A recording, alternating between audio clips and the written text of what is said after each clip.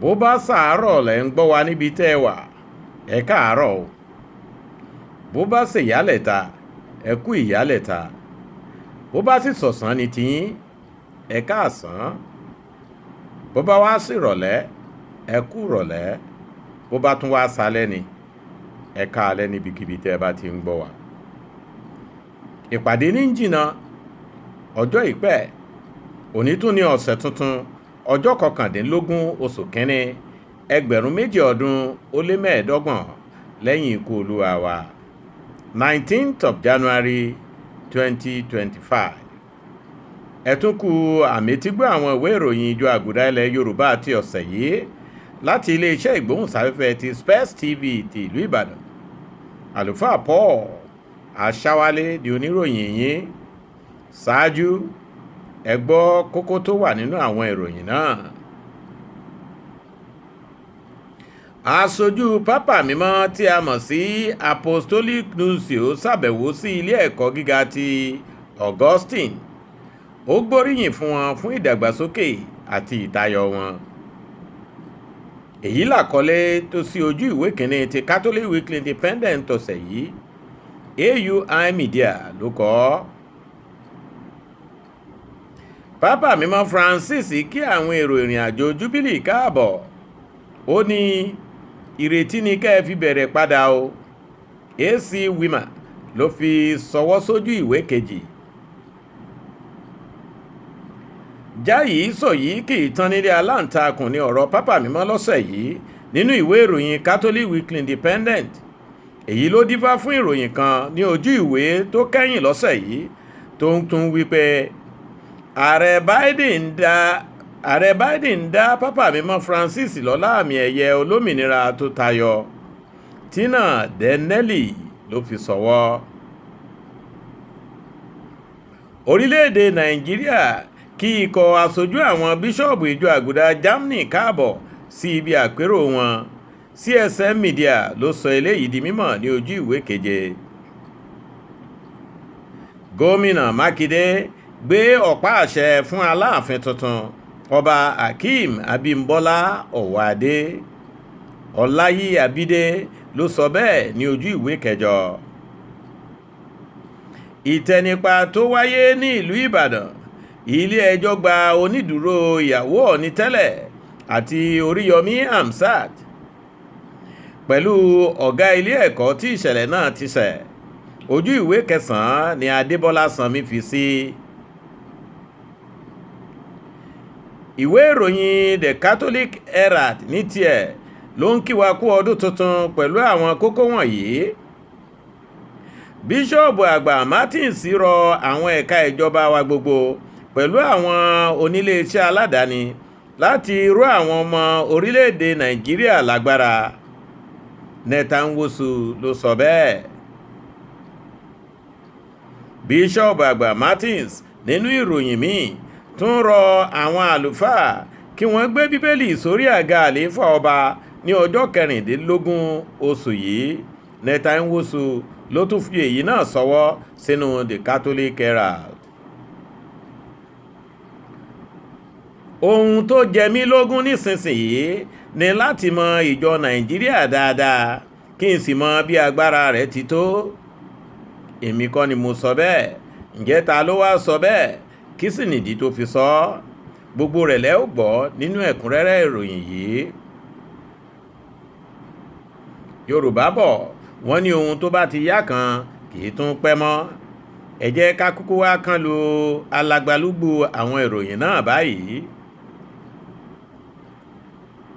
Àkọlé tó síjú ìwé Catholic Weekly Independent ọ̀sẹ̀ yìí ló ń sọ pé aṣojú pápá mímọ́ tí a mọ̀ sí Apostolic Nuncio ṣàbẹ̀wò sí ilé ẹ̀kọ́ gíga ti Augustine. Ó gbóríyìn fún wọn fún ìdàgbàsókè àti ìtayọ wọn. Nígbà tó ń fi ìròyìn yìí sọwọ́, Ayoyin Media sọ wípé aṣojú pápá mímọ́ ní orílẹ̀-èdè Nàìjíríà Archbishop Michael Francis Crotty ló fi ìtàn balẹ̀ pẹ̀lú àbẹ̀wò rẹ̀ sí ilé ẹ̀kọ́ gíga ti Augustine University ìlú Ìlara Ẹ̀pẹ́ ní ìpínlẹ̀ Èkó. Àbẹ̀wò yìí ló wáyé ní ọjọ́ 3 oṣù kínní ọdún yìí. Lára àwọn tí ó bá kọ́wọ́ ìrìn àjò náà gẹ́gẹ́ bí AUI ti kọ́ ní bíṣọ́ọ̀bù àgbà fún ẹkùn Èkó Most Reverend Dr. Alfred Adéwálé Martins pẹ̀lú àwọn àlùfáà kan láti ẹkùn ìjọ Àgùdà Èkó. Ó ní lára àwọn aláṣẹ ilé ẹ̀kọ́ náà tó gbà á lálejò ní gbákejì ọ̀gá àgbà ilé ẹ̀kọ́ náà Reverend Father Professor Anthony Akínwálé, Reverend Father Dr. Emmanuel Ogundele, Dr. Rukebwe Olúgọ àti ìyáàfin Adésọmọ Babájídé. Ìròyìn yìí tẹ̀síwájú pé ní ìgbà tí wọ́n mú aṣojú pápá náà yípo ọgbà ilé ẹ̀kọ́ náà, ó yìn wọ́n láwo fún irúfẹ́ àwọn ìdàgbàsókè tó ti yára bá ilé ẹ̀kọ́ náà lẹ́nu ìgbà tí wọ́n dá sílẹ̀ yìí àti bí wọ́n ṣe sì ń tayọ lọ́dọọdún nínú ìmọ̀ ẹ̀kọ́ àti ìwà ọmọlúàbí. Ó wá gbà wọ́n níyànjú láti má ṣe tìpọ̀n nínú ìtẹ̀síwájú wọn o, láti máa ṣe agbátẹrù ìgbélárugẹ àwọn ẹ̀kọ́ ìwà rere tí ìjọ Àgùdà fi ń kọ́ni bákan náà. Apostolic Nuncio Thus Augustine University praises growth and excellence. Apostolic Nuncio Thus Augustine University praises growth and excellence. Pápá mímọ́ Francis kí àwọn èrò ìrìn àjò Júbílì ìrètí káàbọ̀. Ó ní ẹ tún bẹ̀rẹ̀ padà pẹ̀lú ìrètí ni o. Nígbàtí AC Wima ń kọ́, ó ní Pápá mímọ́ Francis sísọ lójú ìbẹ̀rẹ̀ ọdún Júbílì 2025 yìí ní ọjọ́ 11 oṣù yìí bí ó ṣe ń rọ àwọn arìnrìn-àjò náà láti rọ̀ mọ́ ìrètí gẹ́gẹ́ bí okun àtọ̀runwá èyí tí ó ń fúnni ní àwọn àǹfààní ìbẹ̀rẹ̀ ọ̀tun. Wima ní nígbà tí ó ń bá wọn sọ̀rọ̀ ní gbọ̀ngàn ààfin rẹ̀ lọ́jọ́ náà, Pápá mímọ́ mú yé wọn pé lóòótọ́ ni Júbílì jẹ́ ìbẹ̀rẹ̀ ọ̀tun èyí tí ó mú kí ẹnìkọ̀ọ̀kan lè bẹ̀rẹ̀ lọ́tun pẹ̀lú Ọlọ́run. Ó ní pẹ̀lú Júbílì yìí à ń bẹ̀rẹ̀ ìgbé ayé ọ̀tun lọ́nà ọ̀tun ni. Wima sọ wípé Pápá mímọ́ fi gbígba abẹ́ ilẹ̀kùn mímọ́ kọjá lọ́jọ́ náà, ìyẹn ní Holy Door. Ó fi wé ìgbà tí àwọn ọmọ Ísírẹ́lì ré kọjá òkun pupa bọ́ sí ilẹ̀ ìlérí nígbàanì. Pope Francis welcomes Jubilee pilgrims. Begin again with hope, says Pope Francis. Jáyìí sọ yìí kì í tán nílé aláǹtakùn ní ọ̀rọ̀ Pápá mímọ́ jẹ́ nínú ìwé Catholic Weekly Independent ọ̀sẹ̀ yìí. Èyí ló dífá fún àkọlé yìí tó tún jẹ́ nípa rẹ̀ bí ààrẹ Biden ti ìlú Amẹ́ríkà ṣe dá Pápá mímọ́ Francis lọ́lá pẹ̀lú àmì ẹ̀yẹ olómìnira tó tayọ lágbàáyé, Presidential Medal of Freedom with Distinction. Nínú àlàyé rẹ̀, Tina Donnelly sọ wípé ààrẹ orílẹ̀-èdè Amẹ́ríkà Joe Biden bá Pápá mímọ́ fọ̀rọ̀ jomitoro ọ̀rọ̀ ní ọjọ́ àbámẹ́ta tó lọ lọ́hùn-ún. Níbẹ̀ ni ó sì ti kéde rẹ̀ gẹ́gẹ́ bí akọni olómìnira náà tó tayọ lágbàáyé. Gẹ́gẹ́ bí Donnelly ti sọ síwájú, irúfẹ́ oyè yìí ní ilẹ̀ Amẹ́ríkà máa ń fún ẹni tí ó yanyọ nínú ìlàkàkà fún àlàáfíà, bóyá fún orílẹ̀-èdè Amẹ́ríkà tàbí fún àgbáyé. Donnelly wá ní ṣùgbọ́n ṣá o, èyí ni ìgbà àkọ́kọ́ tí ilẹ̀ Amẹ́ríkà yóò fi ọ̀rọ̀ àpọ́nlé tayọ ìyẹn ní with distinction kún ọlá náà. Presidential Medal of Freedom nìkan ni wọ́n máa ń fún ẹnikẹ́ni tẹ́lẹ̀, ṣùgbọ́n ti Pápá mímọ́ yìí ni wọ́n fi àsomọ́ alápọ̀nlé with distinction kún. ìyẹn ní pé ìjà fómìnira tiẹ̀ ó tayọ lágbàáyé.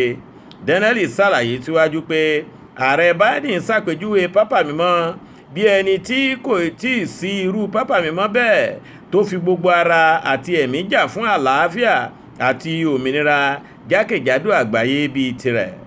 Ó ní ààrẹ Biden ní ọ̀rẹ́ ará ìlú ni Pápá mímọ́ jẹ́, ìyẹn ní Pápá mímọ́ Francis, àti pé ìmọ́lẹ̀ ìgbàgbọ́, ìrètí àti ìfẹ́ tí ó ń tàn káàkiri àgbáyé ni Pápá jẹ́ bákan náà. President Biden awards Pope Francis the Presidential Medal of Freedom with Distinction. President Biden awards Pope Francis the Presidential Medal of Freedom with distinction. Orílẹ̀-èdè Nàìjíríà kí ikọ̀ aṣojú àwọn bíṣọ́ọ̀bù Aguda ilẹ̀ Germany káàbọ̀ sí ibi àpérò wọn. Ní ojú ìwé keje ní CSM Media fi sí pé ikọ̀ àwọn bíṣọ́ọ̀bù ìjọ Aguda ti ilẹ̀ Germany, èyí tí bíṣọ́ọ̀bù ti ìlú Augsburg tó sì tún jẹ́ alága ìgbìmọ̀ àgbáyé fún ọ̀rọ̀ ìjọ àti ìgbọ́ra-ẹniyé Most Reverend Bertram Meyer kó sòdí gúnlẹ̀ ní orílẹ̀-èdè Nàìjíríà ní ọjọ́ 10 oṣù yìí. Ìdí àbẹ̀wò náà ní CSN Media pè ní ọ̀nà àti túbọ̀ so okùn àjọṣepọ̀ orílẹ̀-èdè méjèèjì yìí nínú ẹ̀sìn daindain àti láti lè mú àǹfààní ìjíròrò àti ìgbọ́ra-ẹniyé láàrin ìjọ wáyé. Nínú ọ̀rọ̀ rẹ̀, CSN Media sọ wípé Bishop Meyer yin ìjọ orílẹ̀-èdè Nàìjíríà láwò nínú ìdàgbàsókè. Ó ní a sì ní orílẹ̀-èdè Nàìjíríà sì ní ọmọ ìjọ lẹ́yìn jọjọ.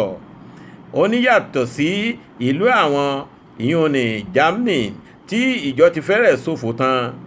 Ó tún wòye pé iná ìgbàgbọ́ náà sì ń jó láàrin àwọn ọ̀dọ́ àti pé kìí kàn ṣe láàrin àwọn arúgbó nìkan ní orílẹ̀-èdè Nàìjíríà àti nínú ìjọ rẹ̀.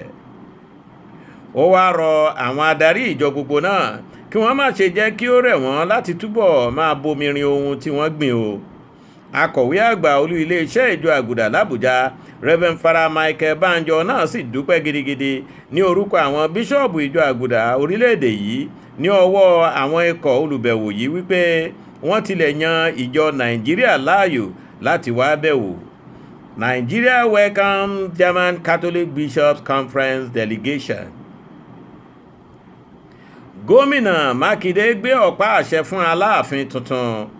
Nígbà tí Ọláyé Abídé ń kọ ìròyìn yìí, ó ní gómìnà ìpínlẹ̀ Ọ̀yọ́ onímọ̀-ẹ̀rọ Ṣèyí Mákindé ti gbé ọ̀pá àṣẹ fún ọba Abímbọ́lá Akeem Owóadé gẹ́gẹ́ bí Aláàfin tuntun ní ìlú Ọ̀yọ́.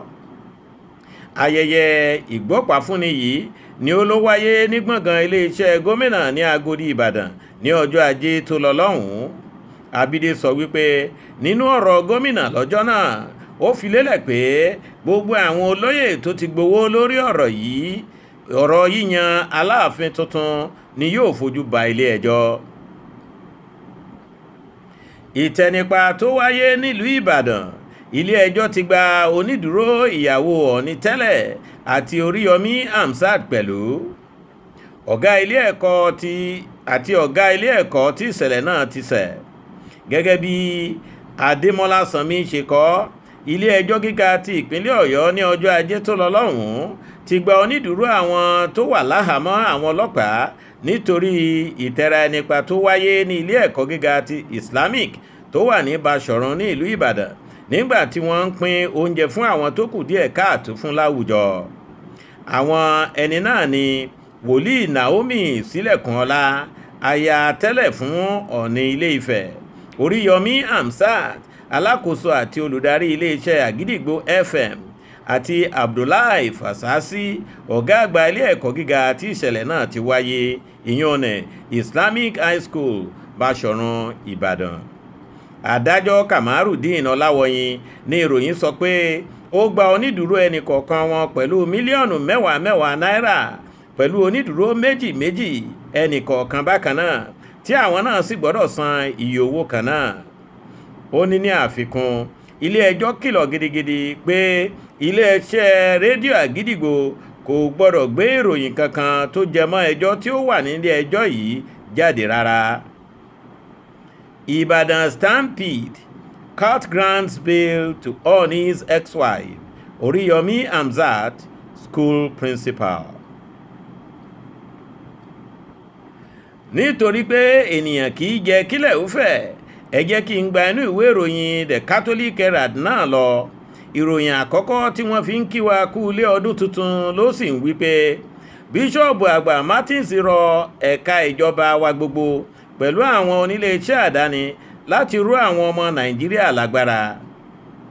Gẹ́gẹ́ bí ọ̀rọ̀ Nẹ̀tànwòsù, Bíṣọ́ọ̀bù àgbà ti ẹkùn ìjọ Aguda ti Èkó, Most Reverend Dr. Alfred Adéwálé Martins, rọ ìjọba àti àwọn olókoòwò pé bí orílẹ̀-èdè nàìjíríà ṣe ń wọ inú ọdún tuntun yìí kí wọ́n jàre yíwọ́ kúrò nínú à ń pín ohun amúrora dẹ̀díẹ̀ ìyẹn ní palliatives kí wọ́n sì wá kọjú mọ́ ọ̀nà àti ró àwọn ọmọ orílẹ̀-èdè yìí lágbára èyí tí ó lè mú ìdẹ̀ra wá tó nítumọ̀ bá wọn. Nwosu ni nínú iṣẹ́ kú ọdún tuntun rẹ̀ sí àwùjọ èyí tí alákòóso ètò ìròyìn àti ìbáraẹnisọ̀rọ̀ fún ẹkùn èkó àlùfáà Anthony Godonu fọwọ́ sí ní àrọwà yìí ti wáyé. Ó ní bíṣọ́ọ̀bù kò ṣàìrọ̀ àwọn ọmọ orílẹ̀-èdè yìí náà láti ní ẹ̀mí ìforehàn bí ó tilẹ̀ jẹ́ pé wọ́n ń fojú winá àwọn ìpèníjà kọ̀ọ̀kan. Archbishop Martins enjoins governments, private sectors to empower Nigerians. Archbishop Martins enjoins governments, private sectors to empower Nigerians. Bí ọjọ́ ìsinmi tí ó ń bọ̀ ṣe jẹ́ àyájọ́ ọjọ́ ìsinmi ọ̀rọ̀ Ọlọ́run, Bíṣọ́ọ̀bù àgbà Martins rọ àwọn àlùfáà kí wọ́n gbé Bíbélì sórí àga àlééfà ọba ní ọjọ́ 16 oṣù yìí. Gẹ́gẹ́ bí Nwosu ṣe kọ, Bíṣọ́ọ̀bù àgbà fún ẹkùn Èkó, Most Reverend Dr. Alfred Adéwálé Martins ti ké sí àwọn àlùfáà jákèjádò ẹkùn Èkó láti rí i pé wọ́n gbé Bíbélì sórí àga ọba ní ọjọ́ ìsinmi tó ń bọ̀ yìí. Ète yìí ni bíṣọ́ọ̀bù ló wà láti lè ṣe àtúnràn iná ìfẹ́ tó jinlẹ̀ fún ọ̀rọ̀ Ọlọ́run àti ọ̀wọ̀ tó yẹ fún un pẹ̀lú. Ó tún rọ àwọn àlùfáà náà síwájú sí i láti jẹ́ kí àwọn ọmọ ìjọ wọn gbogbo mọ pàtàkì ọjọ́ náà. Archbishop Martins calls on priests to enthrone the Bible on January 26. Archbishop Martins calls on priests to enthrone the Bible on January 26. Ohun tó jẹ mí lógún nísinsìnyí ni láti mọ ìjọ Nàìjíríà dáadáa kí n sì mọ bí agbára rẹ̀ ti mọ. Archbishop Michael Crotty, aṣojú pápá mímọ́ lórílẹ̀‐èdè Nàìjíríà ló sọ bẹ́ẹ̀. Nígbà tí àlùfáà Mike Humor ń kọ ìròyìn yìí, ó ní gẹ́gẹ́ bí èso ìfọ̀rọ̀wánilẹ́nuwò tí àlùfáà Anthony Godonu àti Tony Agbugba ṣe fún aṣojú pápá mímọ́ náà, ó sọ wípé mímọ̀ ìjọ Nàìjíríà dénúdénú àti ibi tí agbára rẹ̀ mọ ló sì jẹ òun lógún nísinsìnyí. Èyí ni wọ́n ló sọ lẹ́yìn ìgbà tí bíṣọ́ọ̀bù àgbà fún ẹkùn Èkó àti àwọn ìsọ̀ǹgbé rẹ̀ ti mú yípo àwọn ibi tí ó ṣe pàtàkì ní ìlú Èkó. Lára àwọn ibi tí ìròyìn ló bẹ̀wò náà ni St. Finbar's College Àkókó, Divine Mercy Catholic Church Lekki àti Lagos Resource Center tí í ṣe ibùjókòó aṣojú pápá mímọ́ tẹ́lẹ̀ kí ó tó bọ́dì sí ìlú Àbújá. Bíṣọ́ọ̀bù Crotty ni wọ́n ló yin ìjọ Aguda Nàìjíríà láwo ìdàgbàsókè nínú ṣíṣe iṣẹ́ àlùfáà, iṣẹ́ àwọn olùfọkànsìn pẹ̀lú àwọn sìnọ́rà bákan náà. Bíṣọ́ọ̀bù àgbà Crotty ní òun ti ṣe àbẹ̀wò sí àwọn ẹkùn kan lórílẹ̀‐èdè yìí bíi ẹkùn Àbújá, Enugu, Onitsha pẹ̀lú Makurdi. Ó wá yin bíṣọ́ọ̀bù àgbà Martins láwo fún gbígbà òun lálejò lẹ́kọ̀ọ́ tó sì tún fààyè sílẹ̀ láti mú òun yíká àwọn ibi tí ó yẹ. My priority now is to know the church in Nigeria and know its strength. Archbishop Michael Crotty.